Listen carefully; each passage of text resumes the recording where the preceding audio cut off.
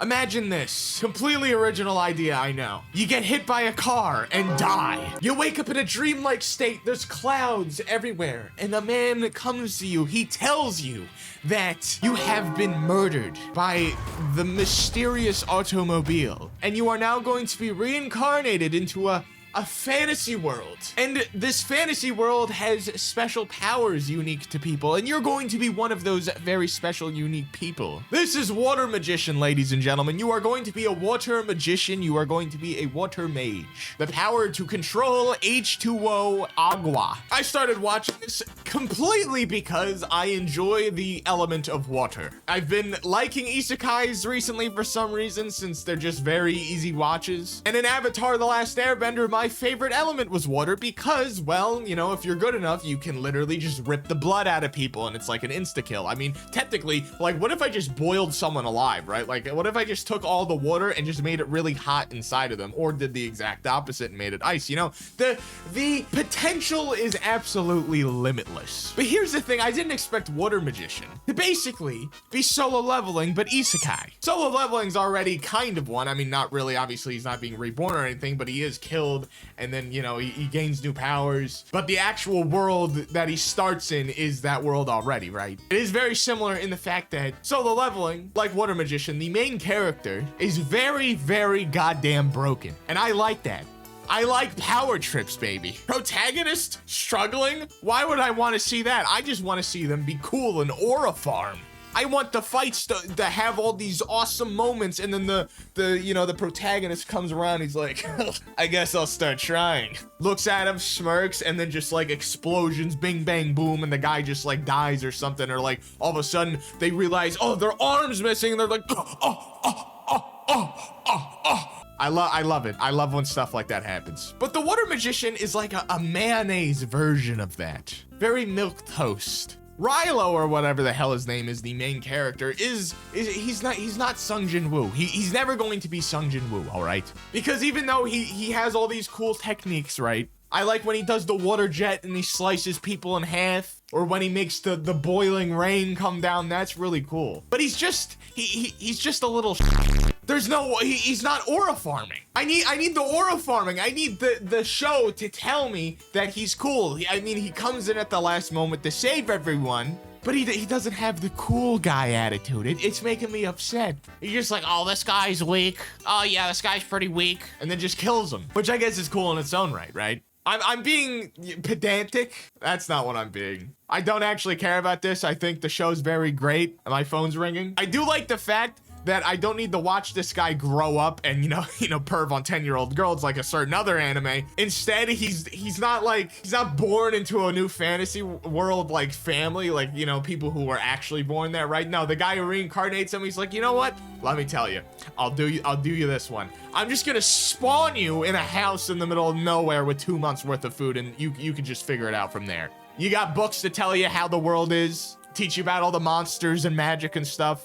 You know, it's like a video game. It's like starting a goddamn survival crafting world. I found that hilarious. But that's another thing that I have that I dislike about isekais in general. I'm starting to notice that I like the premises and like the first couple episodes more than I do the actual series most of the time. When I saw Rudius in Jobless Reincarnation, you know, despite the perving on the, you know, his mom and stuff, learning all the magic and being like, oh my god, you know, I'm an adult in a baby brain, I could get like a super head start. That's interesting to me. That's fun to watch. Not like I didn't enjoy the other seasons, but obviously you can go see my I hate Rudius video. You know, I don't hate him, right? You know, it's a bit of an exaggeration, bit of clickbait. It's not like I hate the rest of the story, right? But it's definitely more like the first couple episodes are like my favorite. Water Magician is very similar. I like just seeing him kind of be alone in this almost like I said before, survival crafting environment where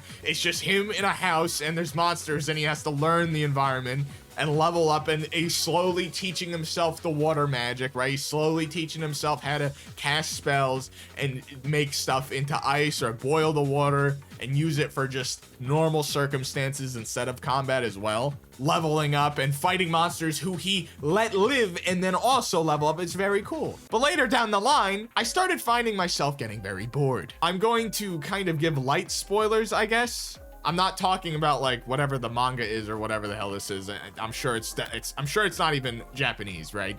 Every time I say something has a manga, which I haven't read because I don't know, people are like, oh no, it's actually, it's a Chinese thing. Oh yeah, it's Korean, so it's a different name. The book it comes from, guys. Like and subscribe. Go check out my Sonic Racing Crossworlds channel. Anyways, I found it kind of boring. Rilo, you know, he just one-shots things. It's like One Punch Man, but without a lot of the pizzazz. The journey of him and Abel going through the mountains, that was really awesome. He got to show off a lot of his powers that he learned by himself, and Abel's like, oh my god, this guy's so powerful. That's the stuff I like in my power fantasies, right?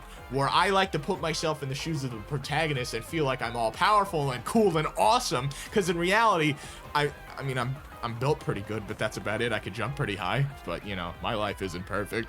No one thinks I'm cool. I don't even have any friends anymore. But the reason why I compare it to Solo Leveling, right? Despite them being pretty different. I mean, they're both power fantasies, right? But Rilo he just doesn't give that main character aura that Sung Jin Woo does. And obviously, listen, I'm very well aware of all the narrative and just issues that Solo Leveling has, right? Sung Jin Woo is pretty much super broken right off the goddamn bat. But the aura is there, okay? I enjoy watching him one-shot people. Rilo, for the most part, it's like, you know, they were really struggling with that Demon Prince, and then he just comes in last second through the ceiling, and it's just like, man, this guy's a weakie. And it's almost like he's emotionless. He's clearly not, but it just doesn't feel like he's not taking it seriously.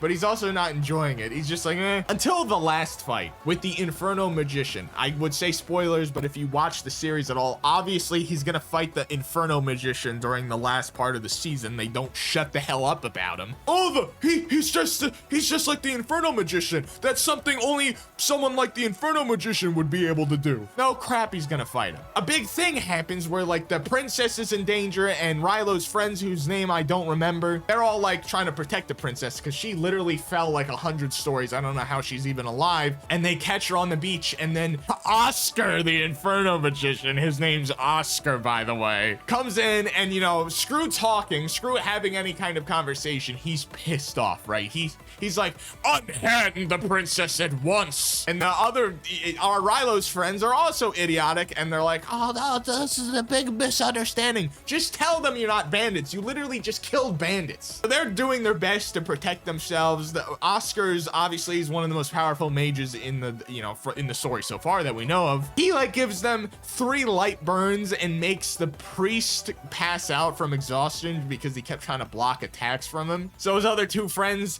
oh, they have little light burns on their legs and one like their arm. It's just like one little burn, right? Now, granted, I think Oscar was about to blow their brains out with like little fire spears on the 3rd attack, but Rilo stopped him from doing that. So Rilo comes in, he's like, man, you hurt my friends. And all of a sudden we get this guy who we've seen been a nonchalant dude the entire show. He is now like bloodlusted angry, serious angry at this guy. He just hates Oscar. You hurt my friends. You gave them light burns on their legs. And then he just goes in and starts just beating the hell out of Oscar with the moves, right? Oscar's, you know, the Inferno Magician. He's blocking a lot of them, right? He's going for blow with them, but it's clear that Rilo is like definitely more powerful. And even when Abel, Rilo's biggest friend, I hope I'm saying his name right, the water magician. I know I'm saying his name wrong, I know it. Abel comes in and he's like, dude, no, you're gonna start a war. It's all a big misunderstanding. You're both on the same side as the princess. Stop. And Rilo's like, I don't care. He hurt my friends. I'm going to kill him.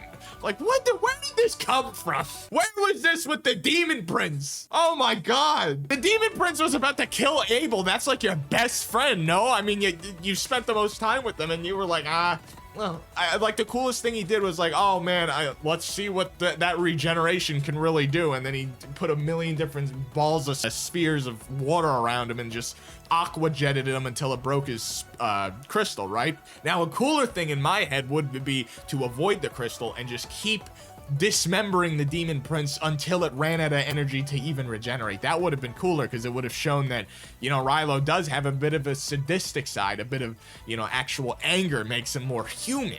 Because that's what I would have done. I would have tortured that damn thing if he was about to kill my best friend and already had killed multiple people who I assumed to be good, innocent people. Instead, no, Demon Prince?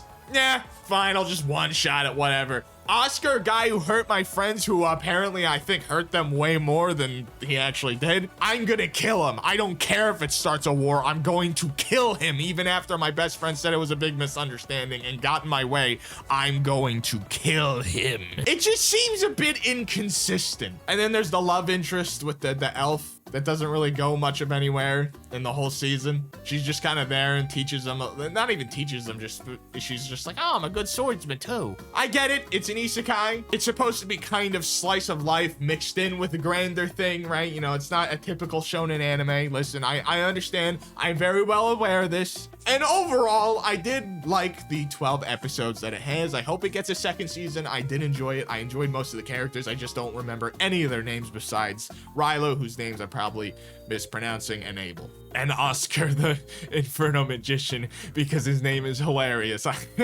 Oh yeah, dude, the most powerful magician in the land. His name is Oscar.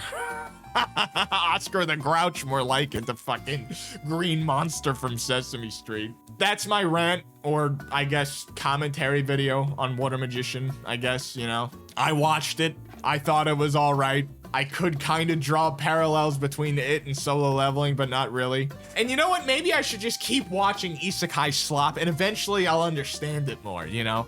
So this commentary thing will actually be better for you guys. I know you're disliking the video. You're like, ah, Dakosity, I hate you. What did you even just say? You basically just said it was good and also bad at the same time. Go watch my Sonic Racing Crossworlds video. They're better. It's just me gaming.